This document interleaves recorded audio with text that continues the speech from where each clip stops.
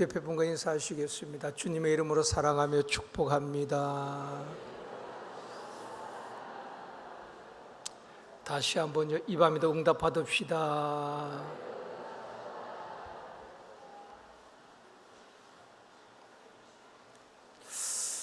여러분, 부흥하는 교회는 간증이 많습니다.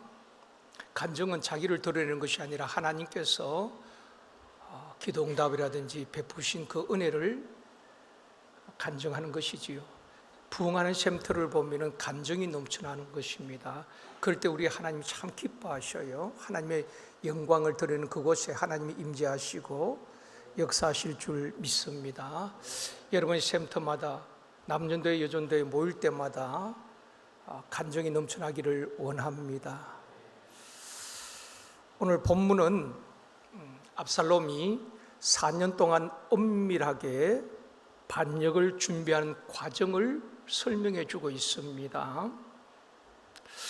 압살롬은 다윗의 셋째 아들이죠. 이름의 뜻은 평화의 아비란 뜻입니다. 압살롬은 평화의 아비라는 뜻인데, 압살롬의 성품을 보면 굉장히 치밀합니다. 그러면서도 굉장히 잔인한 성품을 가졌어요. 이름은 평화의 아비인데 이름과 전혀 반대의 삶을 살았던 사람이 압살롬이다 하는 것입니다. 압살롬은 아버지 다윗의 사랑을 가장 많이 받은 아들이지요. 그러면서도 아버지 다윗의 마음을 가장 아프게 했던 아들이기도 한 것입니다. 오늘 이 시간에는 마음을 훔치는 자와 마음을 얻는 자라는 제목으로 말씀을 드리려고 합니다. 여러분, 사람의 마음을 얻는다는 것이 얼마나 중요합니까? 하나님의 마음에 든다는 것이 얼마나 귀한 일이겠습니까? 압살롬이 우리가 잘 알고 있죠. 반란을 일으키고 아버지 다윗을 향해서 칼날을 겨누게 됩니다. 근데 그 배경을 우리가 좀 살펴봐야 되는 것입니다. 왜 그렇게 아버지의 사랑을 받았던 압살롬이 아버지를 반역하고 아버지를 제거하려고 했을까? 그 배경을 성경은 설명해 주고 있거든요. 압살롬이 반역하고 아버지를 제거하려고 한 그 배후에는 가족 간의 갈등이 그 원인이었다는 것입니다. 가족 간의 갈등이 지금도 보면은 형제 간에 또 가족 간에 돈 문제나 상속 문제로 재판을 받고 원수가 되기도 하잖아요. 특히 재벌가에 보면은 이 재산권을 가지고 형제 간에도 원수가 되는 경우가 있습니다. 돈 때문에 부모와 자식 간의 관계가 깨어지기도 하고, 또 권력으로 인하여서 부자지간에도 친구도 원수가 되기도 하는 것입니다. 권력 앞에는 친구도 없다 그러잖아요. 다윗의 가정에 어떤 갈등이 있었는가? 사무엘하 13장에서 16장까지 설명을 해주고 있습니다. 사무엘 13장에 보면 이런 사건이 있습니다. 다윗의 첫째 아들이죠. 압살롬은 셋째고 첫째 아들이 암논입니다. 그 암논은 압살롬의 이복형이죠. 배달은 엄마가 다릅니다. 이복형입니다. 그런데 이 암논이, 다윗의 첫째 아들 암논이 압살롬의 친누이를 성폭행하는 일이 일어납니다. 그 13장에 보면은 그 사건 이후에 성경에 보면 다윗이 분노합니다. 그런데 그 위에 아무런 조치도 취하지 않습니다. 압살롬의 입장에 본다면 자기 친누이가 성폭행을 당했는데 아버지가 그 암논을 징계하든지 벌을 줘야 되잖아요. 그런데 아버지가 분노는 하지만 아무런 조치도 취하지 않습니다. 여러분, 가정에 문제가 있을 때에 아버지가 그것을 어떻게 처리하느냐가 굉장히 중요한 것입니다. 아버지, 그 다윗의 입장에 보면은 압살롬도 아들이고 암논도 아들이잖아요. 그렇기 때문에 꼭 같은 아들이기 때문에 사랑했기 때문에 어떻게 징계하지도 못했던 것 같기도 합니다. 그러기를 2년 동안 압살롬은 아버지가 어떻게 하는가 보고 있었는데 아버지가 아무런 조치도 취하지 않습니다. 2년 동안 마음의 분노가 정오심으로 바뀌게 되죠. 자기 친누이를 성폭해 한 그 이복형 암논을 압살롬이 살해하게 되는 것입니다. 그 일로 인해서 압살롬은 아버지를 피해서 외할아버지 집으로 도망을 가게 되는 것입니다. 그리고 3년 동안 외할아버지 집에서 지내게 되는 것입니다. 나중에 요압의 중재로 3년 만에 아버지 다윗과 압살롬이 상봉을 합니다. 만나지만은 형식적인 상봉이었고 예전과 같이 좋은 관계를 회복하지 못한 것이었습니다. 다윗은 압살롬이 그래도 자기 큰 아들이잖아요. 암논을 그렇게 살해한 그에 대한 서운한 마음이 3년이 지나도 풀려지지 않는 것입니다. 자식의 죽음 앞에 자유할 사람 누가 있겠습니까? 그래 자식이 죽으면 가슴에 묻는다 하잖아요. 다윗의 마음에는 아직도 압살롬에 대한 그 서운한 마음이 남아있는 겁니다. 그냥 형식적으로 상봉을 했지만은 그런가 하면 압살롬은 아버지와 3년 만에 만났지만은 아버지가 예전과 같지 않다는 것을 감정적으로 느끼는 것입니다. 예전처럼 아버지의 사랑을 받는다는 것은 어렵겠구나. 아버지의 마음을 다시 얻는다는 것은 힘들겠구나. 이 압살롬은 판단하고 그러면 어떻게 할 것인가? 아버지를 제거하겠다는 그런 마음을 품게 되는 것입니다. 오늘 본문에 보면은 압살롬이 4년 동안 반역을 계획하고 준비하는 과정을 보여주고 있습니다. 결국 4년 뒤에 반란을 일으키지요. 1절 한번 보시겠습니다. 1절 같이 읽습니다. 그 후에 압살롬이 자기를 위하여 병거와 말들을 준비하고 호위병 50명을 그 앞에 세우니라. 그 후에 언제를 말하는가 하면은 바로 3년 만에 돌아와서 아버지와 상봉한 그 후를 말하는 것입니다. 상봉했지만은 아버지와 압살롬은 온전한 화합을 이루지 못한 것이었습니다. 서로에게 서운한 마음이 있었다는 것입니다. 그 서운한 마음이 해결되지 않았던 것입니다. 설교자 스폴저는 이런 말을 했습니다. 압살롬처럼 아버지와 화해하지 못한 자식은 결국 반역의 길로 간다. 이는 하나님과의 관계에서도 마찬가지다. 참 의미 있는 말을 했어요. 스폴전이 한 말인데요, 압살롬처럼 아버지의 관계가 회복되지 못하면 그 아들은 결국 반역의 길로 간다는 것입니다. 오늘 이 시대에 적용되는 말씀입니다. 여러분, 가정에 엄마와는 사이가 좋은데 아버지에 대한 안 좋은 기억들을 가진 자녀들이 꽤 있습니다. 폭언이나 폭행으로 인하여서 결국 그 아들이 잘못된 길로 가기도 하는 것입니다. 이와 같이 하나님과의 관계에서도 마찬가지다. 여러분, 무슨 말입니까? 하나님과 화목하지 못하면은, 하나님과의 관계가 어그러지면은 딴 길로 간다는 것입니다. 이스라엘 백성들처럼 우상 숭배하든지 죄악의 길로 가든지 신앙의 길에서 벗어나게 된다는 것입니다.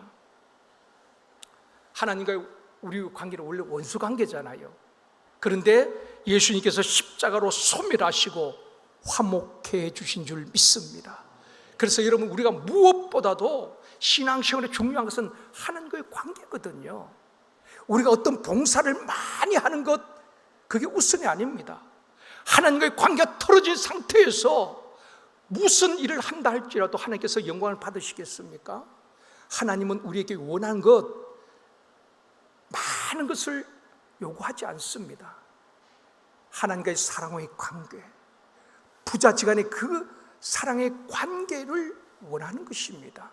그래서 우리가 힘써야 될 것은 하나님과 화목할 수 있도록, 하나님께서 우리를 사랑하신 것처럼 우리도 하나님을 사랑할 수 있도록, 하나님 그 화목의 관계를 유지하는 것입니다.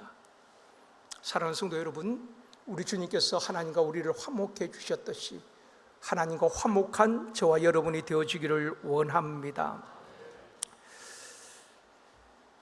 압살롬은 아버지와 화해가 제대로 되지 않은 것입니다. 제가 볼 때 상방이 다 문제가 있지요. 아버지는 아버지대로 서운하고 정말 압살롬이 진정성 있는 용서를 구하지 않았던 것 같습니다. 그냥 그 일 있고 형을 죽이고 그냥 도망갔잖아요.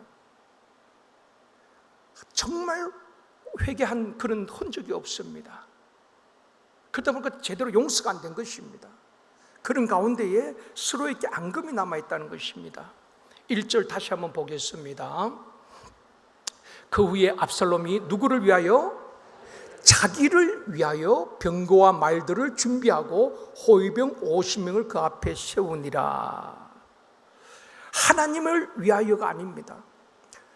압살롬은 자기를 위하여서 말과 병거를 준비하고 호위병 50명을 세웠다. 여러분, 북한의 김정은이가 얼마 전에 방송에서 그런 이야기를 하더라고요. 북한에서 탈북한 고위 간부가 그런 정언을 했어요. 그 김정은이를 호위하는 군사들이 10만 명이란 것입니다. 우리나라 군인이 50만 됩니까? 우리 남한의 5분의 1 수준 10만 명이 김정은이라는 한 사람을 지키기 위해서 그 호위하고 있다는 것입니다. 왜 그렇게 호위병이 많을까요? 늘 두려운 것 아니겠습니까? 불안하고 두려우니까 군대를 동원해서 자기를 위하여서 자기를 호위하게 하는 것입니다. 사랑하는 성도 여러분, 하나님의 자녀인 저와 여러분은 하나님께서 천군 천사 동원하여서 지키시고 호위하시고 보호하여 주실 줄 믿습니다. 압살롬은 자기를 위하여서 말과 병거를 준비하고 호위병을 세웠습니다. 저와 여러분, 자기를 위하여, 나를 위하여가 아니라 하나님의 영광을 위하여 살아갈 때에 하나님께서 우리를 지키시고 보호하시고 호위하여 주실 줄 믿습니다. 마치 엘리사를 하늘의 불만과 불경으로 호위하듯이 말입니다. 압살롬은 자기를 위하여서 호위병을 거느릴 뿐 아니라 말과 병거를 준비할 뿐 아니라 백성들의 마음을 훔치기 시작합니다. 2절입니다. 같이 읽습니다. 압살롬이 일찍이 일어나 성문길 곁에 서서 어떤 사람이든지 송사에서 왕에게 재판을 청하러 올 때에 그 사람을 불러 이르되 너는 어느 성읍 사람이냐 하니 그 사람이 대답이 종은 이스라엘 아무 지파에 속한 나이다 하면, 자, 이 성문길이라는 것은 예루살렘 성문으로 통하는 길을 말하는 것이거든요. 백성들 가운데에 세금이나 아니면은 군사적인 의무나 또는 강제 노역 등으로 불만이 있는 사람들은 왕에게 재판을 받기 위해서 올라오게 되는 것입니다. 그때 압살롬이 성문 곁에서 기다리고 있는 것입니다. 그리고 그들을 불러서 어느 지파에 속하였느냐 물어보기도 하고, 그래서 어떤 일로 왔느냐 그러면 그들이 말할 것 아니겠습니까? 그러면 그렇게 말하는 것입니다. 옳다, 내 말이 옳다, 너 잘못한 것도 없어. 그런데 다윗 왕은 너희들의 억울함을 들어줄 재판관을 세우지 않았어. 그러니까 앞으로 나인데 와, 내가 너희에게 공정하게 재판을 해줄 것이다. 그러면서 백성들이 환심을 사는 것입니다. 오는 사람들마다 만나가지고 힘드시죠. 내가 왕 같으면 세금도 깎아주고 그리고 문제도 해결해 줄 텐데, 그러면서 백성들이 환심을 사는 것입니다. 앞으로 자기가 와서 재판을 받으라는 것입니다. 그러니까 압살롬은 왕자잖아요. 왕의 아들이잖아요. 그러니까 백성들은 그러니까 또 힘이 있으니까 거기 가서 재판을 받게 되는 것입니다. 5절에도 말씀합니다. 5절 같이 읽습니다. 사람이 가까이 와서 그에게 절하려 하면 압살롬이 손을 펴서 그 사람을 붙들고 그에게 입을 맞추니, 사람이 가까이 오면은 압살롬이 막 그 압살롬의 절을 하려고 합니다. 그러면 압살롬이 가서 막 손을 펴서 이렇게 세우고 입을 맞추고 친밀감을 표시하는 것입니다. 그러면서 마음을 훔치고 있다는 것입니다. 겉으로는 백성을 위하는 것 같이 보이지만은 그 속에는 압살롬의 엄중한 흉계가 숨겨져 있지요. 아버지를 제거하기 위한 악한 의도가 숨겨져 있는 것입니다. 여러분, 선거철이 되면은 교회 안 나오던 분들도 교회 나오기도 하고, 그 다니면서 막 이렇게 다정하게 인사하고 막 손을 잡고 그렇게 포옹도 하고 그러잖아요. 얼마나 친절합니까? 그게 본심이겠습니까? 정치인들 다 표 따라 움직이는 분들 아니겠어요? 그 성이 끝나면은 그냥 사라지는 것입니다. 그런 사람들이 얼마나 많아요. 여러분, 속지 마십시오. 진짜 신앙인이라면은 그런 거 상관없이 설령 낙선할지라도 믿음의 자리를 지켜야 하는 게 그게 옳은 신앙인이죠.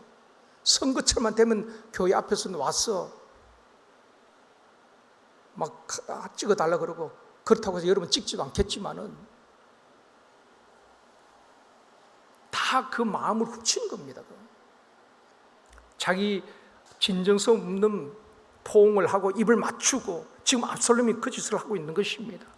그러면서 무지한 백성들의 마음을 훔치는 것입니다. 6절에 이렇게 말씀합니다.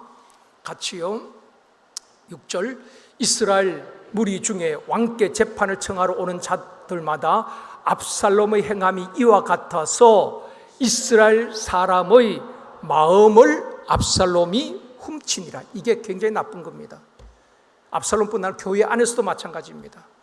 성도들이 마음을 훔치려고 하고 내 편을 만들려고 하고 아주 안 좋은 겁니다. 그것은 압살롬은 그 사람들을 속이고 마음을 훔쳤다, 그렇게 말하고 있습니다.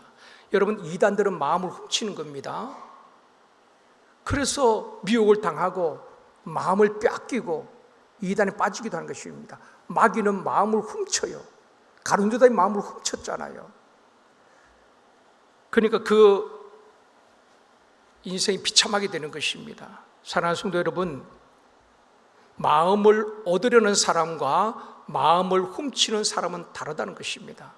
우리는 마음을 얻는 사람이 되어져야 되는 것입니다. 정직하게 대하고 진정성 있을 때에 사람의 마음을 얻을 수가 있는 것입니다. 용서도 내가 진실한 마음으로 용서를 구할 때에 마음을 얻을 수가 있는 거예요. 잠언 4장 23절입니다. 같이 읽겠습니다. 물어 지킬 만한 것 중에 더욱 내 마음을 지키라. 생명의 근원이 이에서 남이니라.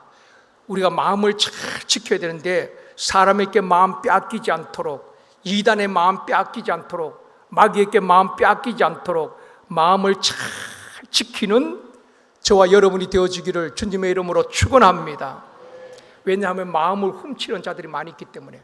특히 마귀는 우리 마음을 훔치려고 하는 것입니다. 그런가 하면은 마음을 얻는 사람이 있습니다. 사도행전 13장 22절 말씀 같이 읽습니다. 패하시고 다윗을 왕으로 세우시고 정언하여 이르시되 내가 이새의 아들 다윗을 만나니 내 마음에 맞는 사람이라 내 뜻을 다 이루리라 하시더니, 하나님께서 다윗을 만나니 내 마음에 맞는 사람이다. 어쩌면은 다윗은 하나님의 마음을 얻은 자입니다. 사람의 마음도 막 들기 쉽지 않은데 다윗은 하나님의 마음이 들었다는 것입니다. 여러분, 왕과 사는 남자 영화 보셨죠? 저도 지지난 주에 월요일 날 쉬는 날 영화를 이렇게 봤는데요. 저는 이렇게 뭐 영화를 봐도 그 속에 담긴 메시지가 뭔가, 감독이 뭘 우리에게 전하고 싶어 하는가, 왜 많은 사람들이 그 영화를 볼까, 그렇게 생각하면서 또 영화를 봅니다. 지난 수요일 날 이제 우리 목사님들과 이제 경로대학 마치고 식사를 하면서 목사님이 제게 물어요. 목사님 그 영화 봤냐고. 그래서 지난주에 봤다 그랬더만 목사님이 본 소감을 이야기해 달라는 것입니다. 그래서 제가 딱 한마디로 그렇게 했습니다. 리더는 마음을 얻는 자가 되어야 한다. 난 그걸 느꼈다. 다시 말하면 왕은 백성의 마음을 얻어야 하고, 목회자는 성도의 마음을 얻어야 하고, 가식적으로 포옹하고 그냥 친절하게 대하는 것이 아니라 진정성 있게 행동할 때에 마음을 얻는 것 아니겠어요? 실수해도 용서를 받는 것 아니겠어요? 그리고 샘터장은 샘터 가족들의 마음을 얻어야 한다. 교사들은 학생의 마음을 얻는 교사가 되어지면 학생들의 마음을 열어주는 것입니다. 그래서 리더는 마음을 훔치는 자가 아니라 마음을 얻는 자가 되어야 한다. 난 그걸 느꼈다. 그 영화 속에서 말입니다. 그러면서 제가 이제 좀 설명을 했습니다. 아마 대부분 많이 보셨겠지만은 그 당시에 유배지가 그 영월 그 지역이잖아요. 그 강원도 그쪽 지역에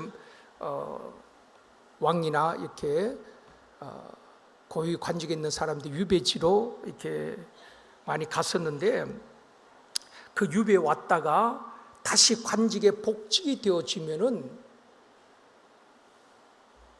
그 사람이 이제 그 마을에 하사품을 주는 것입니다.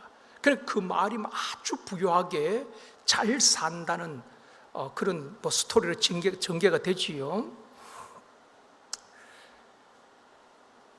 그래서 한양에서 이제 유배에 온다는 이제 소식을 듣고 노릇골 촌장하고 그리고 광천골 촌장이 서로 그 유배에 오는 사람을 모시려고 유치 경쟁을 벌이는 것입니다. 결국 광천골로 유배를 오는데 이제 광천골 마을 사람들 막 들떠 있는 것입니다. 이제 우리 마을도 대박이 났다. 잘 살게 되었다. 근데 그 오는 고위 관직이 올 줄 아는데 보니까 어린 노상군, 그러니까 단종이 어린 아이가 이제 유배를 온 것입니다. 그 촌장이 봐도 다시 한양으로 돌아갈 가능성은 희박해 보이는 것입니다. 그래서 광천권 촌장이었던 엄홍도와 그리고 그 마을 사람들이 실망을 하게 되지요. 아주 높은 고위 관직, 영의정이나 좌의정이 왔다가 관직에 복직되어서 그 마을이 완전히 뭐 잘 살게 될 줄 아는데 그 기대감이 무너진 것입니다. 그런데 그 어린 단종이 처음에는 밥도 먹지 않고 그렇게 하다가 마을 사람과 좀 단절되어 있다가 마을 사람의 마음을 얻는 결정적인 터닝 포인트가 있습니다. 결정적인 터닝 포인트가 뭔가 하면은 그 마을 사람들이 인데 호랑이가 이렇게 나타났잖아요. 뭐 이런 반응은 보니까 아무도 안 보신 분 같은데 나중에 보면 나옵니다. 호랑이가 이제 있는데 이 사람들이 뭐 불불 떨잖아요. 그 가운데 한 노인이 호랑이는 한 사람만 잡아먹으면 다른 사람을 해치지 않으니까 내가 희생하겠다 한 노인이 자기가 희생하겠다고 합니다. 그런 상황에서 호랑이가 이제 가까이 오는데 왕이 그 어린 단종이 도망가거나 자기 살게도 피하지 아니하고 호랑이가 맞서지요. 그리고 화살을 뽑아서 그 호랑이를 명중시키고 호랑이를 이렇게 잡게 되는 것입니다. 그때 그 장면을 보았던 마을 사람들이 마음을 열어줍니다. 어린 왕이지만은 비록 유배 온 왕이지만은 백성들을 진짜 사랑하고 백성들을 지키려고 하는구나. 그 마음을 읽게 되는 것입니다. 그때 백성들은 그 어린 유배온 왕의 단종에게 마음을 열어주지요. 그때부터 마을 사람들이 대하는 태도가 달라지는 것입니다. 그리고 촌장 음몽도는 끝까지 단종 곁에서, 단종이 죽었을 때 그 시신을 수습하잖아요. 그런 이제 스토리인데, 저는 그걸 보면서 정말 마음을 얻을 때에, 정치인들도 마찬가지입니다. 마음을 훔치는 자가 아니라 그것을 오래가지 못하는 겁니다. 백성들 편에서 진정 백성들을 사랑한다는 것을 국민들이 알 때에 국민은 마음을 열어주고 지지하게 되는 것입니다. 그걸 보면서 저는 영화 끝나고 참 마음이 울컥하더라고요. 정말 마음을 얻는 것이 이렇게 중요하구나. 저는 그것만 남아 있습니다. 사랑하는 성도 여러분, 마음을 훔치는 사람들이 얼마나 많이 있습니까? 어떻게 보면 사기꾼들은 다 마음을 훔치는 것 아니겠습니까? 아주 그럴싸한 말로 사람의 마음을 훔치는 것입니다. 어떻게 보면 마케팅하는 것도 사람의 마음을 다 얻는 거거든요. 사랑하는 성도 여러분, 다윗처럼 하나님의 마음에 맞는 사람, 우리의 삶의 현장에서 직장이든 어디서든지 마음을 훔치는 사람이 아니라 마음을 얻는, 정말 내 삶을 통하여서 직장에서도 어디서든지 교회에서도 나의 그 성실하고 정직하고 진정성 있는 그 모습, 말과 행동을 보면서 사람들이 마음을 열어주고 사람의 마음을 얻고 나아가서 하나님의 마음에 맞는 저와 여러분이 되어주기를 주님의 이름으로 축원합니다. 마음을 훔치는 자가 아니라, 여러분, 마음을 얻는 자보다 귀한 것이 어디 있겠습니까?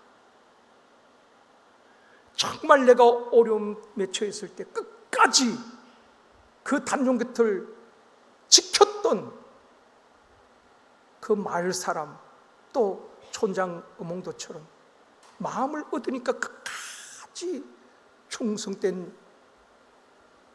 충신돼 나오는 것 아니겠습니까?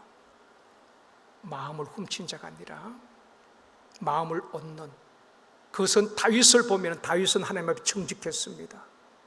죄를 범했을 때도 변명하지 않고 하나님 잘못했습니다. 우리도 하나님 앞에 정직하고 하나님 앞에 정말 진정성 있게 우리가 회개하고 또 사람 앞에 그렇게 대할 때에 마음을 얻는, 그보다 귀한 것은 없습니다. 사람을 얻게 되는 것입니다. 그런 리더가 되어지고 성도가 되어지기를 주님의 이름으로 축원합니다.